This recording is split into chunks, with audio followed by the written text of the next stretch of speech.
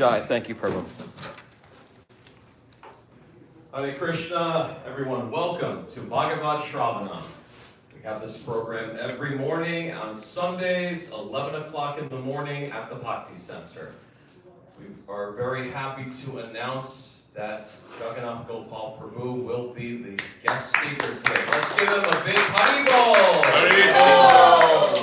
Haribol! Thank you very much. I want to just say a few things about him. I'm sure many of you know him very well. He's a regular at the here, and he came to the United States and to the Bhakti Center in 2017, originally finding Krishna consciousness during his undergrad years at Pune, India. And his sevas include presenting Krishna consciousness in the form of discussions, discourses, and writings. So we're very pleased to have him and all the knowledge and the essence of the path of bhakti. We're very pleased to have him here. We look forward to hearing everything he has to say. Before I begin, is there anyone here who's first time here at the Bhakti Center? Jai. And where are you from? Atlanta, Georgia. Atlanta, Georgia. Welcome. Very pleased to have you here. Thank you for coming to be with us today. Thank you. Hare Krishna. I'll turn over to Jagannath Gopal. Thank you.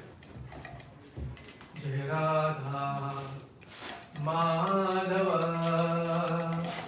Kunja Bihari Jaya Radha Madhava Kunja Bihari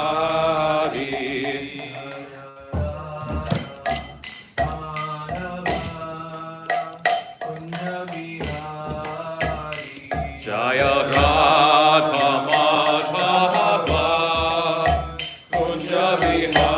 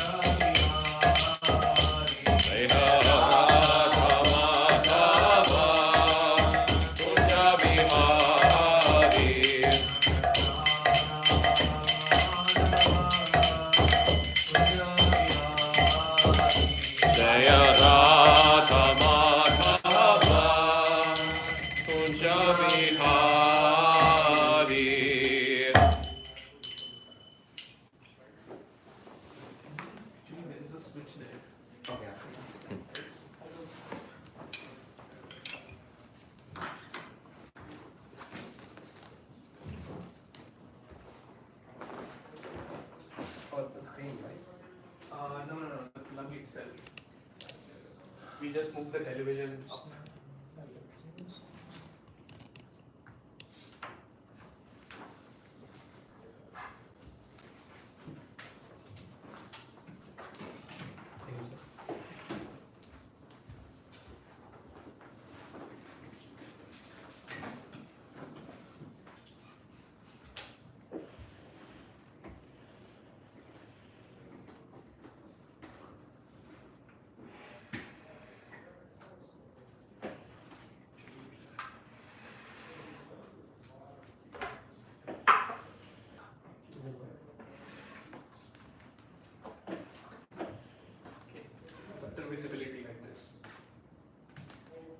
सा tilt करिए ना प्रभु जी, थोड़ा सा tilt. Thank you.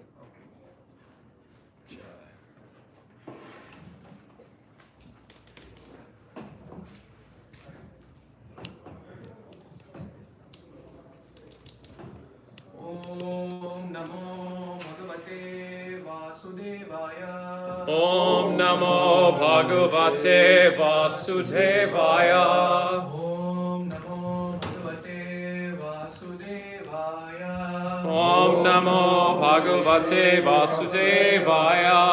Om Namo Bhagavate Vasudevaya. Om Namo Bhagavate Vasudevaya.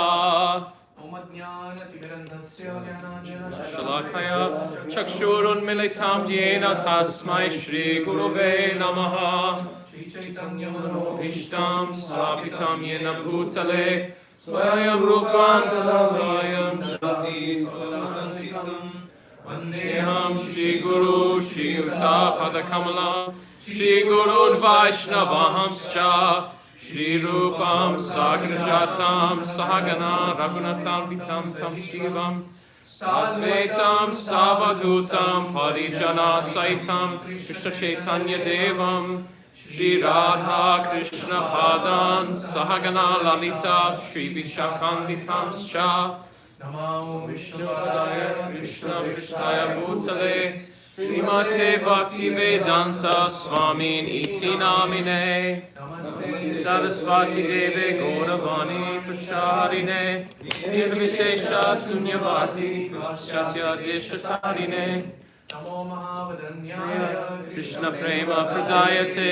Krishnaya Krishna Chaitanya Namane Gauratvise Namaha He Krishna Sindhu Dinabandhu Jagatpate Gopesha Gopika Kanta Radha Kanta Namostate Kanchana Gaurangi Radhe Vrindavaneshwari Vrishabhanu Sute Devi Pranamami Hari Priye Padrischa Pasindhu Vyaevacha Patitana Pavarengyo Vaishnavegyo Namo Namaha Jai Shri Krishna Chaitanya Prabhu Nityananda Shri Advaita Gadadhar Shivasari Gaura Bhakta Vrinda Hare Krishna Krishna Krishna Hare Hare Hare Rama Rama Rama Hare Hare Mukam karoti vacharam mamangayate nirkripakam vande Shri Guru Dinatarana.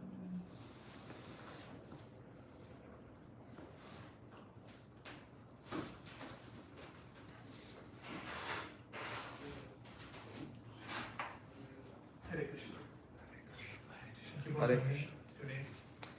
Seeking blessings from all of you, so that we can discuss something uplifting that can take us closer to Krishna, and something about thoughts, contemplations, because we often say that Krishna sees our actions.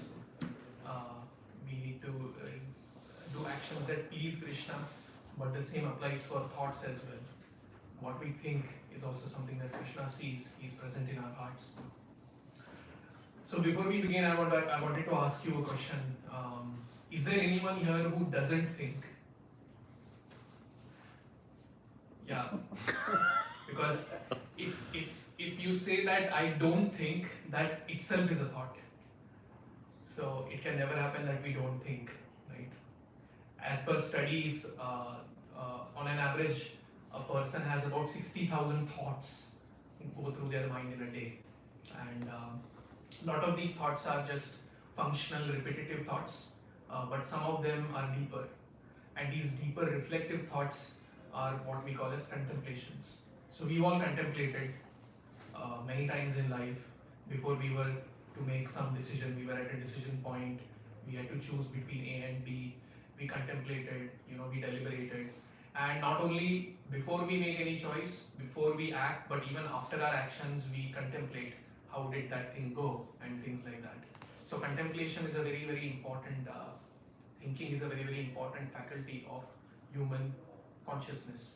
Actually, there are three things that make humans, or make sentient beings stand out from insentient beings. There are three things that define consciousness actually, and those three things are: the first thing is thinking. You know what the second thing is thinking, and what does this mic not do that we as humans do? For example, feel, yes, thinking, feeling, and willing as well. Right? So these three things are actually very innate to consciousness, whether it exists anywhere, humans, animals, whatever. And interestingly, in the Bhagavad Gita, Krishna he talks about how all these three things should be dovetailed to him. And the most famous verse in the Bhagavad Gita, which is known as the essence of Bhagavad Gita, it begins with Man Mana Bhava Mad Bhakto. So Krishna is saying, always think of me. Right? Now one might say, yeah, sure, I'll think of Krishna, but even Kamsa would think of Krishna at every moment. But then Krishna says, we feel love for Krishna. In 10.10 in the Gita, Tesham Satate Yuktanam Bhajatam Preeti Purvakam. Dami Buddhi Yogantam Yenamam Upayanti, Krishna says. So those who serve me with love, those are constantly devoted to serving me with love. So Krishna is not just saying think about me, Krishna is also saying feel love for me, right? And then finally willing.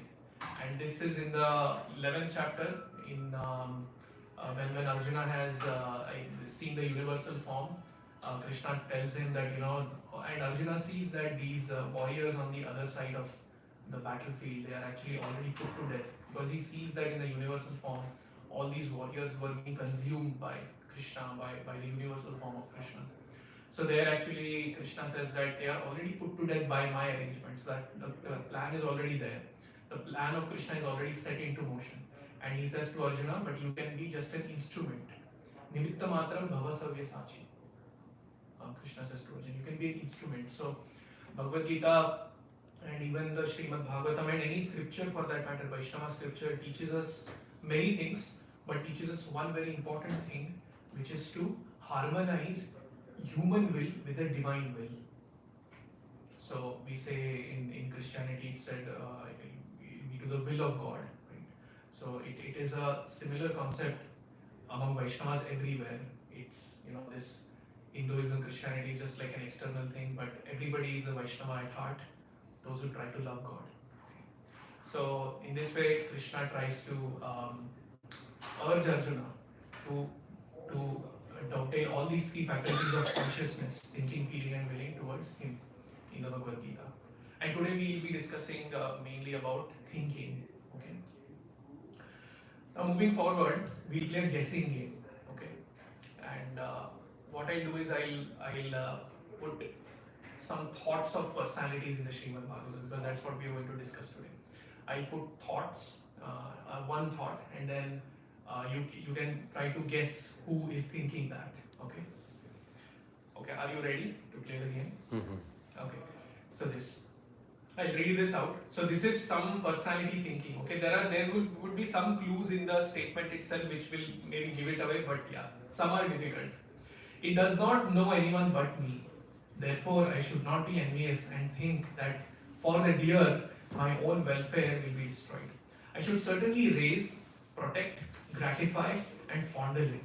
When it has taken shelter with me, how can I neglect it? Bharati Maharaj. Bharat. Yes. Thank you. This is Bharat Maharaj. And anyone here who doesn't know the story of Bharat Maharaj, I can narrate quickly. So Bharat Maharaj was a great king. He was a great king many millennia ago, and he was a yogi actually. He was a yogi, and then at one point the cultural practice was that the king, after spending a particular number of years in his kingship, he leaves the kingdom and goes to the forest to perform austerities, perform yoga. And so this King Bharat, he left everything. He went to the forest to do yoga, to perform austerities.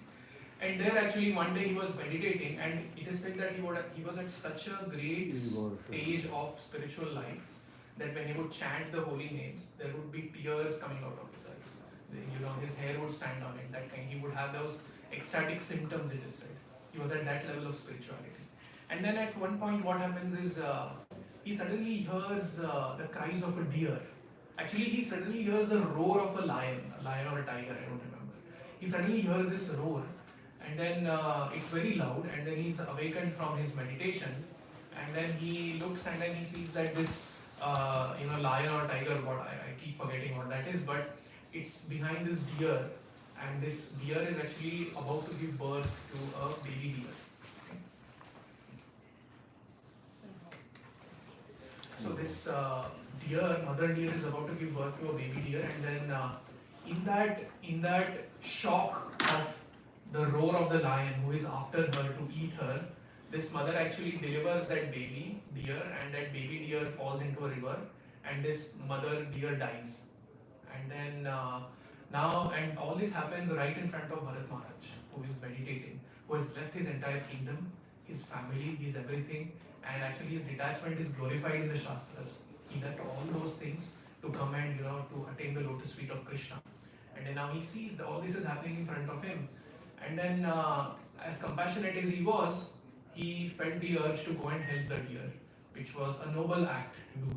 So he took the baby deer out, and then slowly he started getting attached to the baby deer. Deer are cute. What is the plural form of deer? Is it deers? Deer. Okay.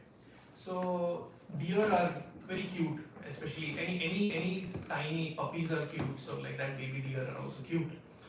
And so Bharat Maharaj got very attached to taking care of the deer, and he felt the mother has already died. So this deer doesn't have anyone. This deer just has me. So he brought the deer out. He took care of the deer. But slowly, what started happening was he started thinking that he's the only destined caretaker for his deer. There can be no. If he thought this is what he's thinking, if I don't take care of it, then who will take care of it? So I should definitely bring it, take care of it, fondle it and whatnot, gratify it, raise it, protect it. And then he started doing that. Well, the fact that he did that was not an issue, but the problem started when he stopped focusing on his spiritual duties because of that. He stopped focusing on his spiritual meditation, his meditation on Krishna, his chanting of the holy names, because he wanted to focus on taking care of the deer. That is the context in which this thought came in his mind. Seeing that the helplessness of the deer, he's thinking that this deer does not know anyone but me. So I should not be so selfish that I should not be so selfish and egoistic that I just brush away this deer and let it be on its own, because who knows what will happen to it. So he decided to take care of it, and then he became so attached to it, and then he to the extent that he gave up his spiritual practices, and to the extent that at the time of his death he thought of the deer. So it is said that whatever the way we live our life during our lifetime, the culmination of all of that is what we think of at the time of death. And what we think at the time of death is what will be our next destination. And that's what his Bharat Maharaj's consciousness was engrossed in. And because he thought of the deer while dying, he became a deer in his next life. He became a deer in his next life, but he was an enlightened deer. He was not an ordinary deer. And he knew that he made a mistake by neglecting the religious duties. And then he was an austere deer also. He wouldn't eat anything that was good for the deer. I don't know what deer like, but he wouldn't eat those things. He would just eat dry leaves and whatnot. And then in his later life after that, he became someone called as Jada Bharat. So Jada Bharat was actually he was so purified by the whole experience that he did not want to again get entangled into the world. So then externally he behaved like a madman so that nobody would disturb him. But internally he was always meditating on Krishna, always remembering Krishna. So that is like a brief story about Bharat Maharaj. The topic I was thinking was to have the 3 lives of Bharat Maharaj, to go deep into that. But then I thought I'll do this instead, okay, about thoughts of devotees. Next, okay. This is the thought. Due to my neglecting the injunctions of the Supreme Lord, I must certainly expect some difficulty to overcome me in the near future. I now desire without reservation that the calamity come now. for in this way I may be freed of the sinful action and not commit such an offense again. Yes, Arjuna. Parikshit Maharaj. So Parikshit Maharaj was another king mentioned in the Srimad Bhagavatam, a great king. He was the grandson of Arjuna. Arjuna is the recipient of the Bhagavad Gita. Krishna spoke the Gita to Arjuna. So Arjuna's grandson is Parikshit, and after Arjuna and the Pandavas they left the world, Parikshit became the emperor of the world. And that time, one day he is secretly surveying his kingdom. So at that time, kings would kind of disguise themselves as common people, and they would go around the kingdom just to make sure that everything is all right. Because when someone knows that the king is going to come to see them, they would be ideal in their behavior, right? But then that's not what Parikshit Maharaj wanted. So he wanted to make sure that everybody is behaving in a correct way, even in the normal circumstances. So he would go. So then at one point he becomes very thirsty, and something occurs to his mind, and then he is very thirsty, and then he is going through the forest. He happens to be there at the hermitage of a sage called Shamik Rishi. So this sage was actually meditating, and he was in trance when this king Parikshit came, and then something just snapped in Parikshit Maharaj, King Parikshit, and he took a dead snake. So he actually asked for water to this sage who was meditating, but because the sage was in trance, he didn't hear any of it, and the king was very thirsty. So then he kind of becomes angry. He takes a dead snake and he puts it as a garland on this around the neck of this meditating sage. And what happens is the sage is oblivious to this because he is meditating and he is in trance. But then his son, this sage's son, comes to know that such a thing has been done to his father. And this sage's son becomes so angry that he curses this insignificant king. The kings are supposed to be subservient to the brahmanas, the gurus of the society. We are the gurus of the society, and this king, his audacity to put a dead snake around my father, I curse him. I curse that this king will die in 7 days, and he'll be bitten by a flying snake called Takshaka. And so Parikshit gets cursed, King Parikshit. And then when he hears this curse, that's when this king, out of his humility, is thinking this. Although Parikshit had the power to actually counteract the curse, but he did not do that. This was his thinking out of humility, that whatever it is, let it come now, so that, and I have committed an offense. He accepts that he's actually, even the sage around whose neck the dead snake was put, even that sage is not that offended.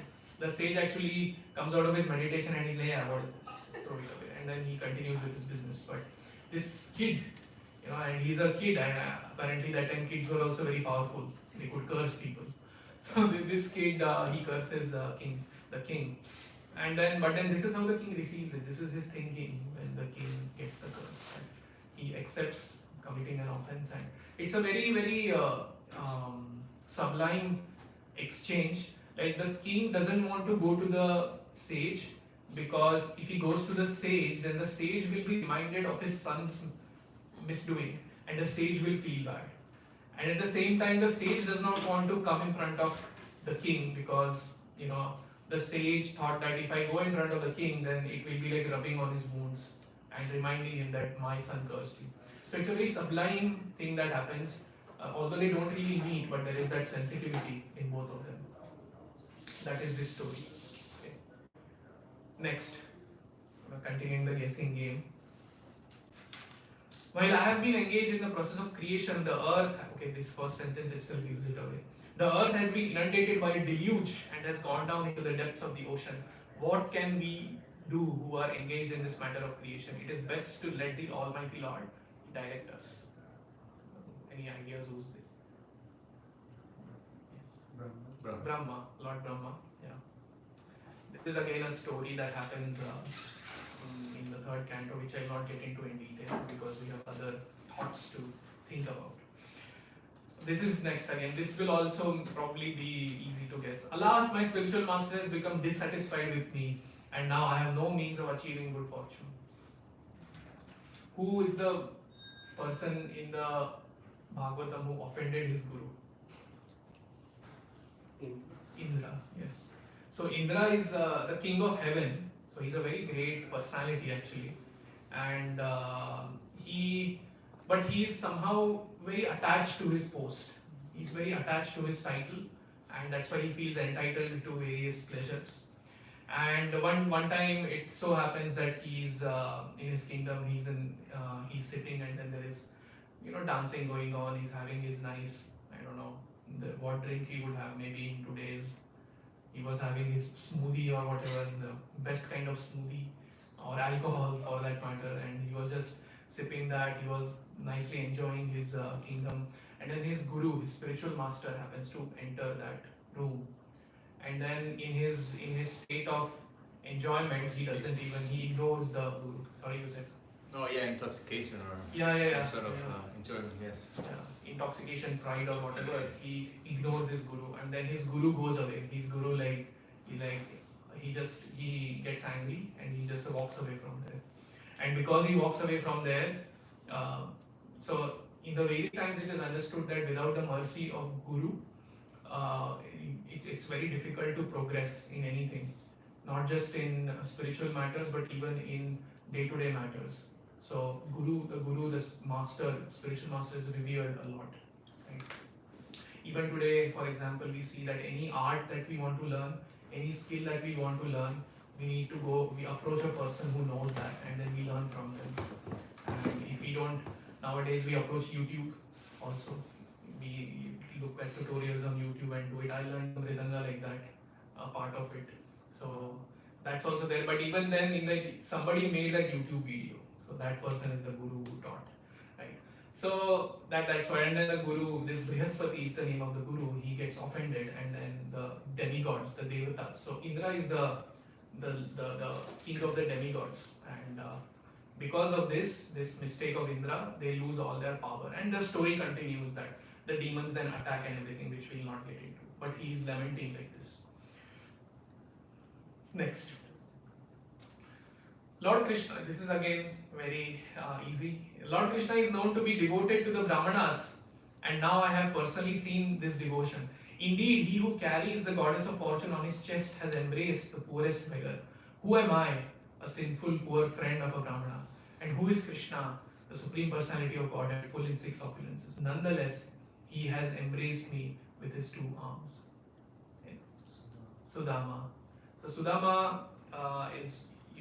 was a friend of Krishna. So Sudama was a Brahmin, and Krishna later became a king. And is this Lord Chaitanya? Okay. So I searched on Google Sudama and Krishna. This was one of the things that came back.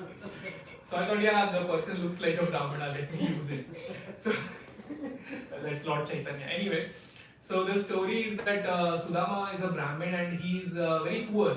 So Krishna and Sudama studied in the same school when they were kids, and then later on Krishna goes to Mathura, becomes a king, and this Sudama goes elsewhere and he settles down, gets married and settles down. And then at one point it so happens, due to various circumstances, that Sudama becomes very poor. He gets hit with poverty big time. And then his wife actually suggests Sudama that, dear husband, your friend with whom you studied in Gurukul, in your school, he's Krishna, right? He's actually a very wealthy guy. He's a king. So why can't you go and ask him for some wealth? He'll help us. He'll help us get rid of this poverty, relieve us of this poverty. And then initially Sudama disagrees, and then he says, no, how can I go and ask Krishna for money and everything? But then finally he agrees and goes. And then that is the story. And then when he goes, Krishna, despite being a great king and everything, he's so engladdened to see his dear friend, his childhood friend. So then Krishna welcomes him, he washes his feet and embraces him, and they talk very nicely. And again, it's a long story again, and then we'll come back to this story in one of the lessons that we learn. Okay, anyway, next one. Although he is very near to me and is merely a child, he is situated in complete fearlessness. He resembles a dog's curved tail, which can never be straightened, because he never forgets my misbehavior and his connection with his master, Lord Vishnu. Who is thinking this? Hiranyakashipu. Thank you. Yeah, Hiranyakashipu is thinking this, and he's thinking this in connection to his son Prahlad Maharaj. Because Prahlad Maharaj is a great devotee of Lord Vishnu, he's always thinking of Lord Vishnu, and he's being protected by Lord Vishnu as well. And this doesn't sit well with Hiranyakashipu. Hiranyakashipu's motto was, I am God. But then Prahlad was living his life with the consciousness that Lord Vishnu is the Supreme Lord and I am supposed to love the Supreme Lord. So he had this pure love for Lord Vishnu and he considered his father as his father, not God. And that didn't sit well with Hiranyakashipu. And again, this is a very, very long story. We'll not get into that, but this is what he's thinking. This is what Hiranyakashipu is thinking, that my son, he's so dedicated to Lord Vishnu. He seems to be fearless and he's morose actually. He's morose because when you try to correct someone but they are still not taking that correction and modifying their behavior, you get disturbed. Similarly, Hiranyakashipu is disturbed. So this is Hiranyakashipu. Okay, anyway, next one. This is a little long. But therefore, I should now give up my attachment for things created by the external energy of the Supreme Personality of Godhead. I should engage in thought of that Lord and should thus surrender unto Him. This material creation, having been created by the external energy of the Lord, is like an imaginary town visualized on a hill or in a forest. Every conditioned soul has a natural attraction and attachment for material things, but one must simply give up this attachment and surrender unto the Supreme Personality of Godhead. This is a little difficult. There is no clue really in the, but you know, anyone knows? So this is a devotee called as Khatvanga Maharaj. Khatvanga Maharaj was another king. So this king, again, many millennia ago, he fought on the side of the gods against the demons. And he fought for many years. He dedicated his life to fighting for the gods, demigods. And then after everything was done, he was very the demigods were very pleased with his service, with his cooperation for them, with them.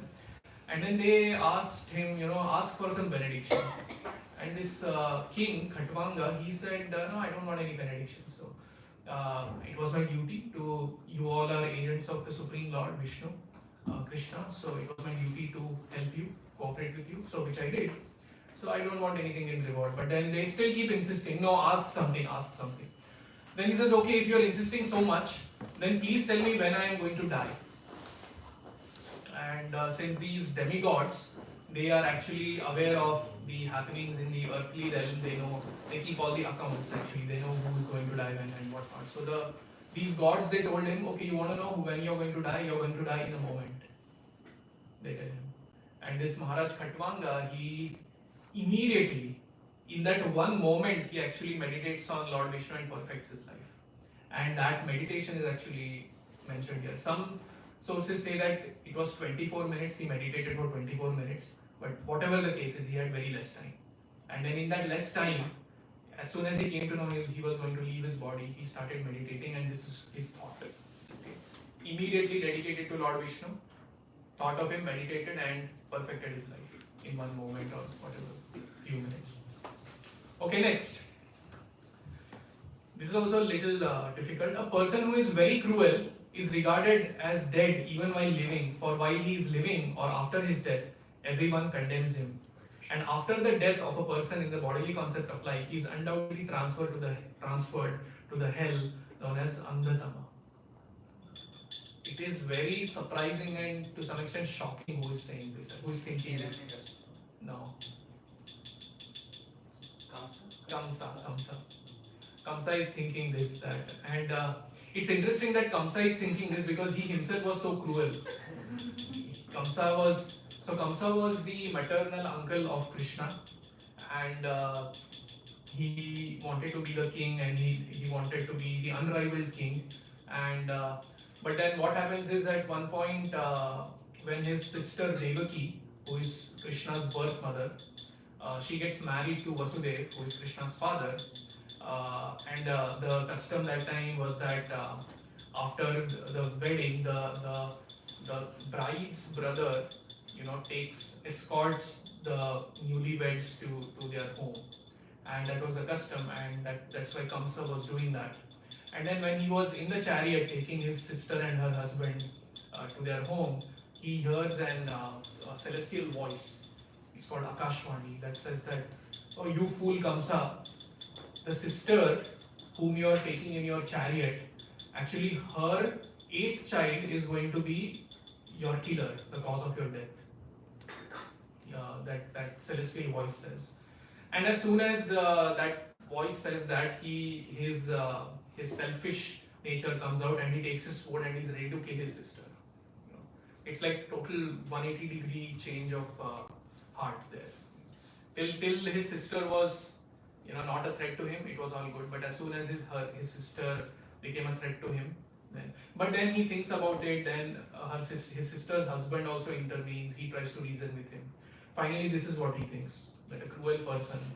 Just a moments ago, he was ready to take out his sword and kill his sister, but now he's thinking this. Anyway, that is this. And then later on, again, this is a big story where finally Krishna kills his maternal uncle. Next, are these too many thoughts, or is this good? Okay. But enough of such thoughts. After all, even a fallen soul like me can have the chance to behold the infallible Supreme Lord. For one of the conditioned souls being swept along in the river of time may sometimes reach the shore.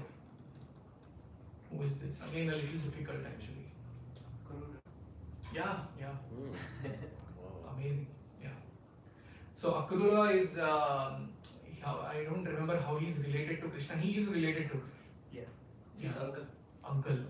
So Krishna's uncle again, and Akrura is serving under this Kamsa's government. Kamsa is the guy who thought about cruelty and everything. So Akrura is actually serving under Kamsa, but he's a great devotee of Krishna. And he is at one point, he is deputed by Kamsa to bring Krishna and Balaram back to Mathura. So Krishna and Balaram, although they were born in Mathura, Balaram, he was not born in Mathura. Krishna was born in both places actually. But Krishna was born in the jail in Mathura, and then he's brought to Vrindavan by his father. And again, that's a long story. If you are here during Janmashtami, you can hear that narration. And then after Krishna turns 16 or 17, that's when Akrura comes to take them back to Krishna and Balaram back to Mathura. And Akrura is a pure devotee. He's a very, very dedicated, pure soul. He has pure love for Krishna. So when he enters Vrindavan, he sees these footprints of Krishna, and then he understands that, oh, these are my Lord's footprints. And that is when and these thoughts that I am showing you here, these are actually, I have taken parts of those, but actually there are multiple verses describing their thoughts actually. So then he is very grateful to Krishna for giving him a chance to see him and meet him and everything. So this is Akrura. Finally, okay, this is Akrura. So now these are various thoughts of these great souls or not so great souls in Srimad Bhagavatam. Now, what does it have for us, right? We started with discussing about thinking, right? As thinking being one of the important faculties of our consciousness, right? So now, by seeing the thoughts of these great souls or these antagonistic personalities in the Srimad Bhagavatam, there are some lessons that we can learn. Because we all think. It's not that we discussed that question in the beginning also. There is nobody who doesn't think. Everyone thinks. Until their wife gives them some task to do, then they shouldn't think apparently. And then even after you do that task, the wife will say, "What were you thinking when you did it?" Things like that. It's just some humor. So what do we get to learn from these thoughts of these personalities? As I mentioned before, Krishna, he sees how we act, he sees our actions, but he also sees our thoughts. and then he's if we can please Krishna with our thoughts, then that is actually a very sublime experience to have. The first lesson here is where our anchor is will decide what we hanker for. Okay, and what does it mean where our anchor is? So where our shelter is, or where something that we are constantly fixated on, or we are constantly repeatedly thinking about, where our anchor is, and that will decide actually what kind of desires come out of us. And there is a negative as well as positive example here. So Krishna says in the Gita, while contemplating the objects of the senses, a person develops attachment for them. And from such attachment, lust develops, and from lust, anger arises, and then he continues, from anger, delusion comes, delusion, bewilderment of memory, and then so on. And then finally there is a fall down that happens. But then Krishna is saying that this whole journey of gliding down from your spiritual path begins with contemplating. Contemplating on what? On the objects of the senses. And there is a story again in the Bhagavatam which explains this particular principle. So there was this Brahmana called Ajamil, and Ajamil was actually a sincere Brahmana. He would do his duties regularly and whatever, faithfully. But then once when he was going to get some wood in the forest, he sees this prostitute, that's a prostitute, and a man embracing in an illicit way in the forest. And when he sees this, and the Bhagavatam actually describes that he sees this and that kind of forms an impression in his mind. But then he goes back and he tries to, do his recitation of Shastra, do his spiritual duties, but somehow he's not able to get it out of his mind. And then he starts fixating on it. That becomes his contemplation. And that contemplation, it becomes so strong that he marries this very prostitute. And he gives up all his religious duties. He gives up his wife, his dedicated wife, his children and everything, and he marries this prostitute. And so that's how Ajamil is considered as an example of somebody who, when the contemplation is on the objects of the senses, then that is not very conducive to spiritual life, is what they say. And Ajamil is an example of that. And again, this is a long story where Ajamil has kids with this prostitute, but luckily, it's a stroke of good fortune that he names his last child as Narayan. And he names his last child as Narayan, and he's very attached to all his children, especially his last child.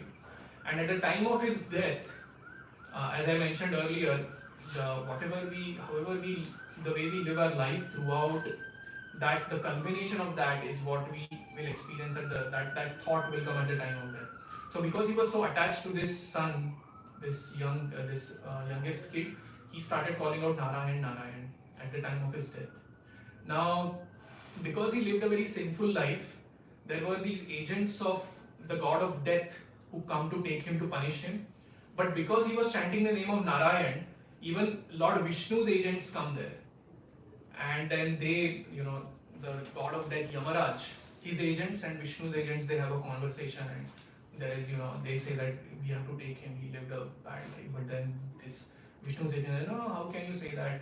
He chanted the names of God at the time of his death. And then finally he gets a second chance. Ajamil gets a second chance, and then he is, shaken up, and he comes back on track and perfects his life. And then now, that is the thing with contemplation, that is the thing with thinking. If we think about the wrong thing, then that doesn't help us. Right? And on the other hand, thinking or contemplation is actually not condemned.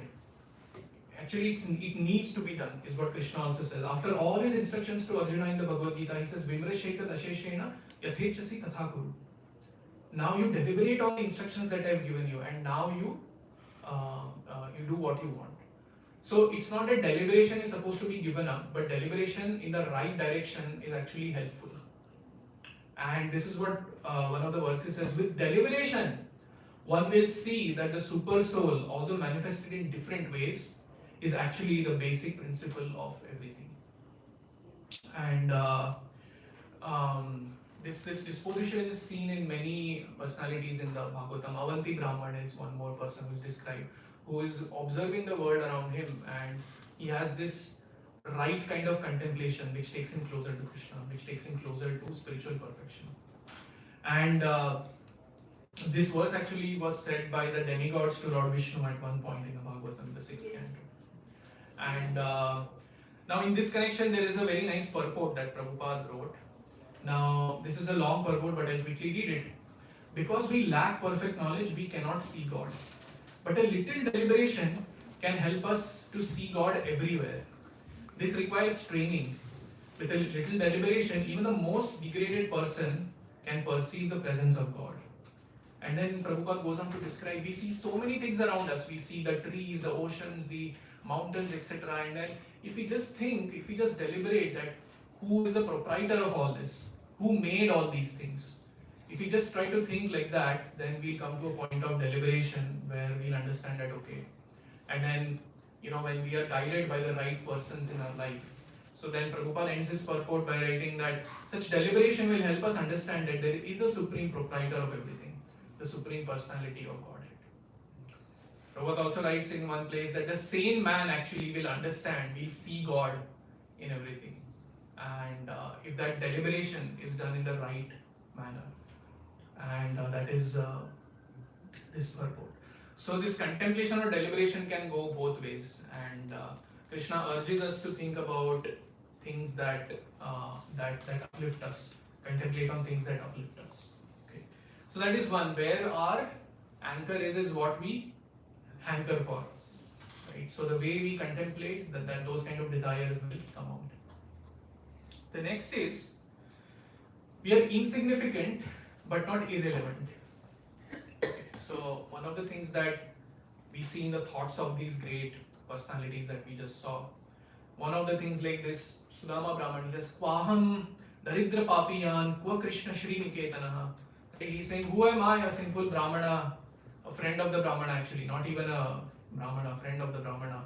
And who is Krishna? He is Shri Niketana. He is the husband of the goddess of fortune. He possesses all these 6 opulences. But still he is so merciful enough that he embraced me, is what Sudama is saying. And this idea, this humility that we are insignificant is something that is often spoken about in spiritual circles. Without that humility, it's very difficult to progress actually. And Krishna says in the Gita that Amanitvam, Adambhitvam, these are the first 2 qualities that Krishna mentions which signify knowledge. So Krishna doesn't mention knowledge means, you cram in as many books as you can, or you know as much as. Krishna says very simple things. First of all, knowledge means amanitvam, humility, and adambhitvam, pridelessness. So it's very interesting, and then Krishna talks about many more qualities there. But that's where it begins, right? We are insignificant, yes, that idea is there, but we are not irrelevant. Yes, as compared to the vastness of the entire creation, of the entire universe, we are very tiny, we are very insignificant. But that does not mean that we don't have a part to play. So one of my favorite authors and one of my teachers, he says that it is said that we are parts of God, and we are parts of God actually means that we have a part to play in God's plan.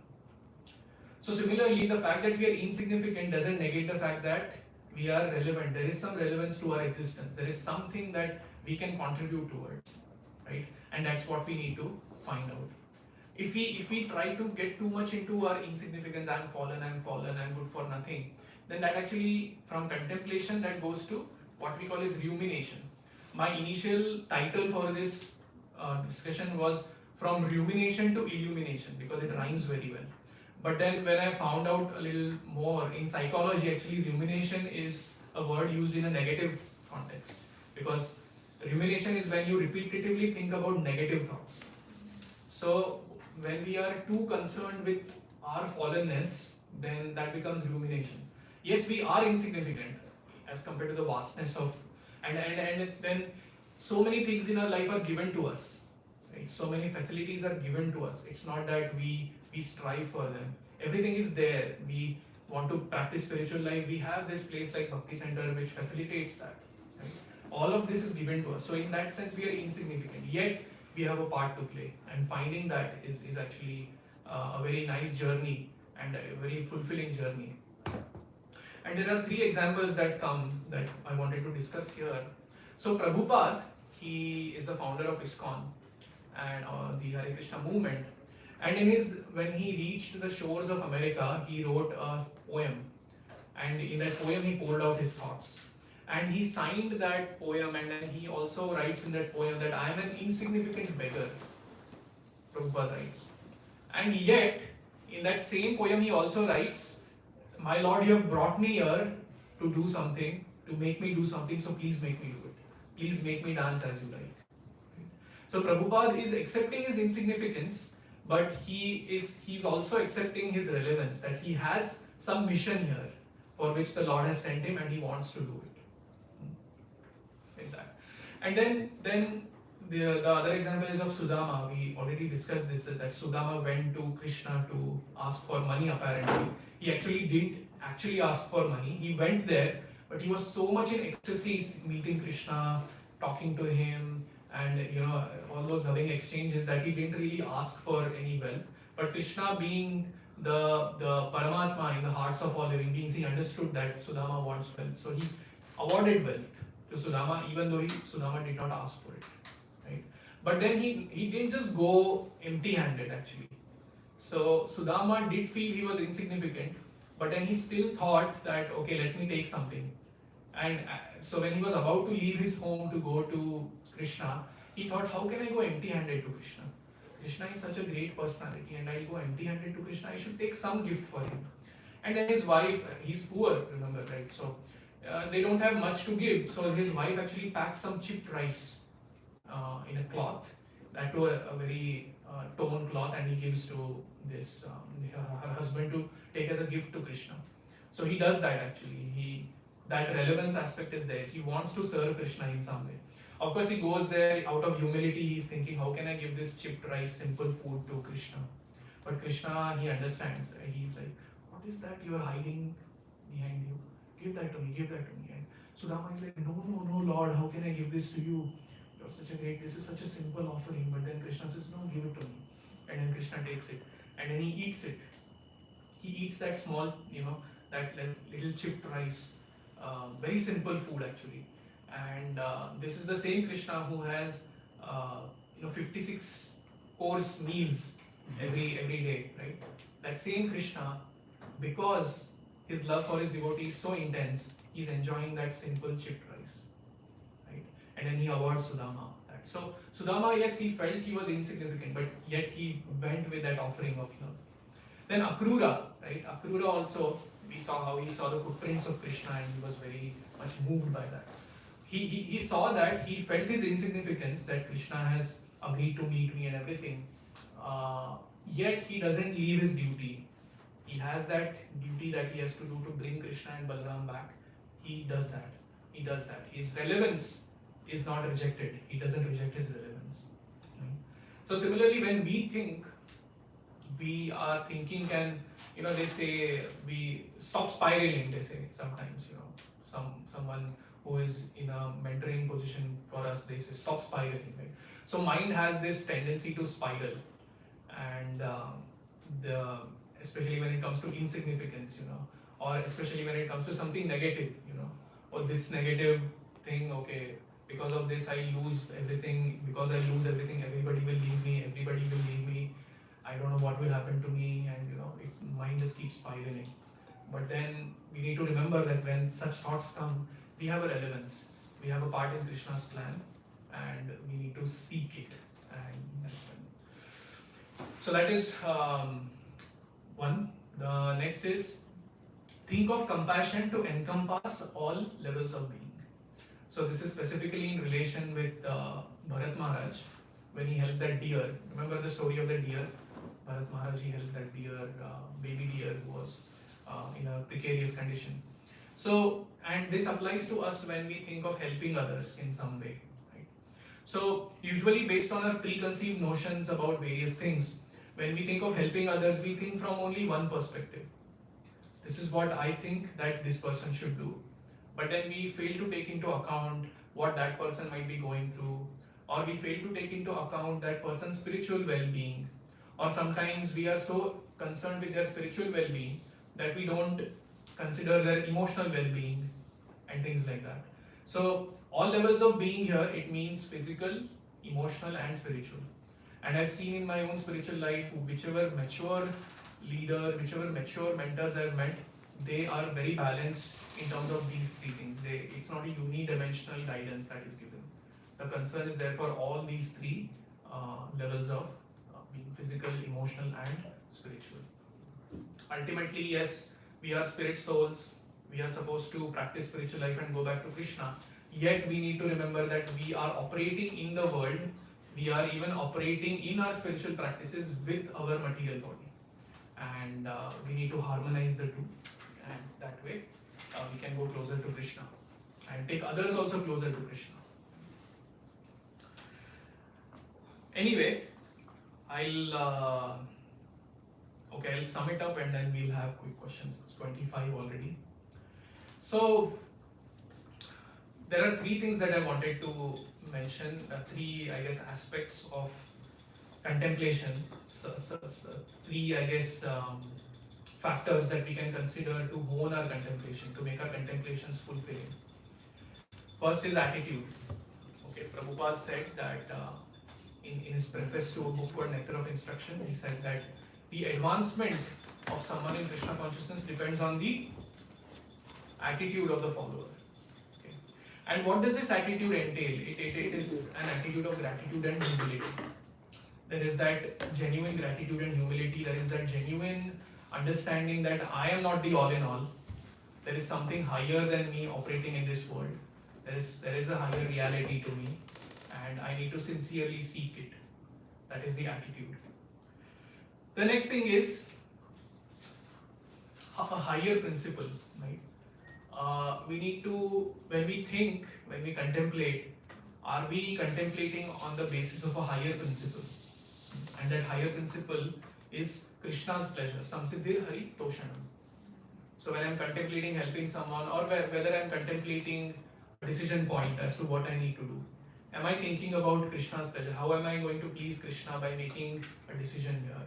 Or how am I going to please Krishna in the specific way that I'm trying to help this person, and things like that. So that higher principle has to be there when we contemplate. And then finally, action. Of course, it's not that we just keep contemplating. Yeah. Oh, I thought of caring for you, but I forgot to actually do it. That's not how it's supposed to be. So we need to. So action can precede contemplation, action can accompany contemplation, or action can follow contemplation. It can be either of the three, but then action needs to be done. And within the bhakti tradition, within the spiritual tradition of devotion to Krishna, this action is 9 processes of bhakti, which we all had kirtan before we started this. We'll have kirtan after, which is one of the 9 processes. The fact that we are discussing this is also one of the processes. So the fact that honoring prasadam, honoring the falafel that's going to be there, that's also one of the actions, right? And so there has to be action. So both these three things: the right attitude, the higher principle in picture, and then an accompanied action. When these three things are there, we'll have aha moments. Okay, so aha moments are these moments of epiphanies and whatnot, and Krishna will bless us with those. I deliberately took these three things because they form that AHA. I don't know if you guys noticed, but Aha.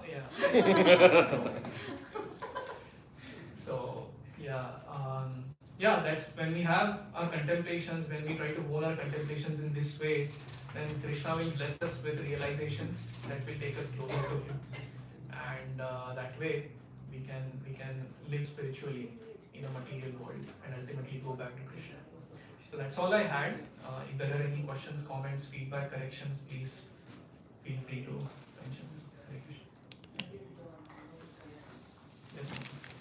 I don't really have a comment as much as, Prabhu, I think you should make, how in every lecture you have these acronyms? I think you should make a book of acronyms. And it'll just be AHA and other acronyms that you created. There are other devotees who do this much better. I'm just following in their footsteps. But yeah. Yeah. Any other thoughts? Okay, thank you very much. Hare Krishna. Hare Krishna. Hare Krishna.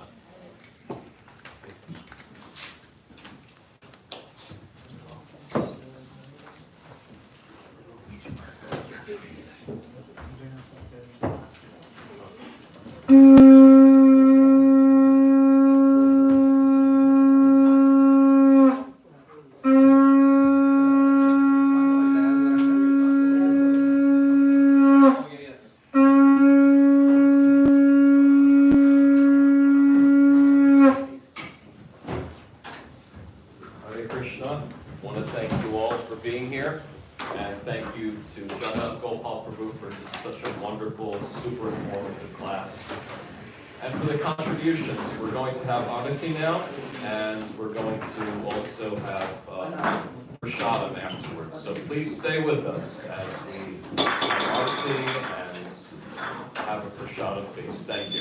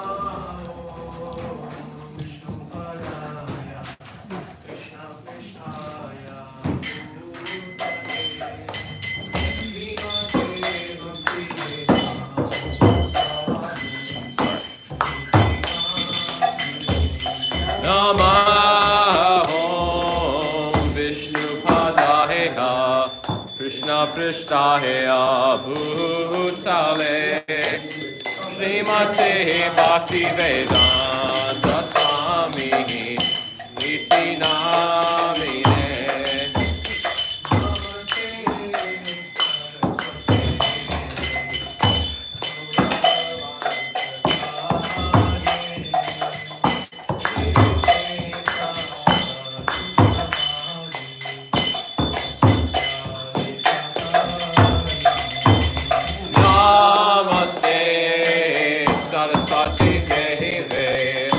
Gauravani Pracharine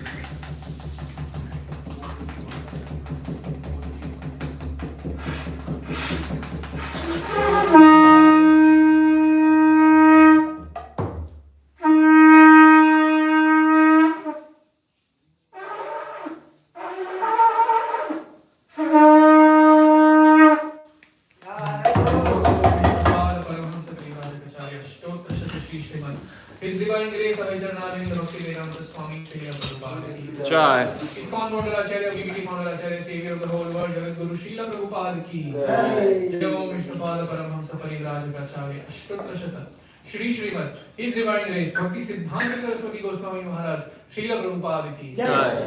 अनंत कोटि वैष्णव वृंद की आचार्य श्रील हरिदास ठाकुर की प्रेम से कहो श्री कृष्ण चैतन्य प्रभु नित्यानंद श्री अद्वैत गदाधर श्रीवासादि गौर भक्तवृंद की श्री श्री राधा कृष्ण गोपीनाथ श्याम कुंड राधा कुंड गिरि गोवर्धन की ब्रजभूमि श्री वृंदावन धाम की नवद्वीप मायापुर धाम की पुरुषोत्तम क्षेत्र श्री जगन्नाथपुरी धाम की गंगा माई यमुना माई की भक्ति देवी तुलसी देवी की समवेत गौर भक्तवृंद की Jai Gaur Premanand. All glories to the assembled devotees. Hare Krishna. All glories to the assembled devotees. Hare Krishna. All glories to the assembled devotees. Hare Krishna. All glories to Shri Guru and Shri Gauranga.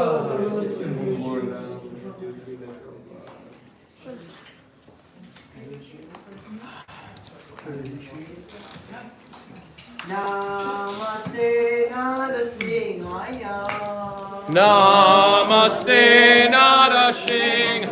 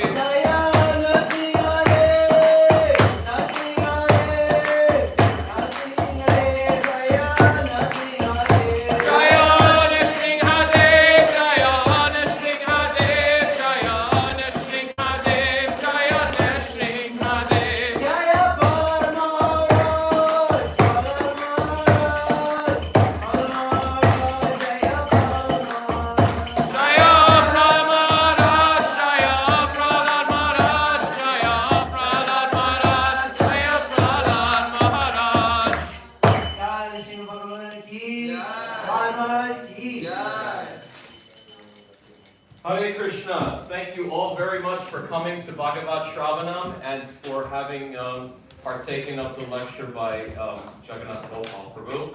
We're about to have Prasadam. Before we do that, I want to announce that next week will be Keshav Swami as the guest speaker. And of course, we are reliant upon the generosity from our community, so please keep that in mind as you're about to partake in Prasadam. Thank you so much. And before we take Prasadam, I think we should join in the Mahaprasada. Mahaprasade Govinde, Mahaprasade Govinde, Namo Brahmani Vaishnave, Namo Brahmani Vaishnave, Papa Punyam Patam Rajan, Papa Punyam Patam Rajan, Vishvasunaiva Jayate, Vishvasunaiva Jayate, Sarira Vichija, Sarira Vichija, Jodendriya Tahika, Jodendriya Tahika, Jiva Pile Vishaya Sagare, Jiva Pile Vishaya Sagare, Sare Madhya Jivayati, Jivayati, Gobe Voice Sudormati, Takek Jita Katina Samsare, Krishna Borodaya Moy, Hori Vara Jiva Joy, Sva Prasad Anati Lopar, Sayanamrita Par, Radha Krishna Gunago,